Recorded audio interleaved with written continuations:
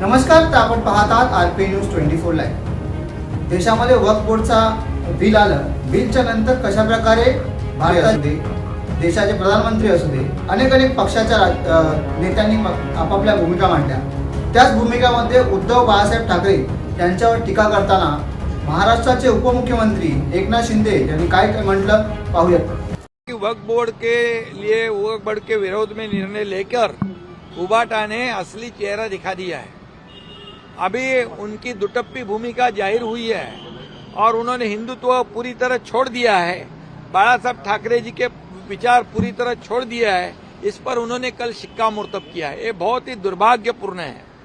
और जब उन्होंने 2019 में खुद के स्वार्थ के लिए बाला साहब ठाकरे जी के विचार और हिंदुत्व को त्याग देकर सरकार बनाया था कांग्रेस के साथ, उससे बड़ा अपराध ये कल उन्होंने किया है, उससे बड़ा गुनाह कल किया है। इसके वजह से उनके साथ जो रहते हैं आज भी उनकी गर्दन शर्मिंदगी से झुक गई है।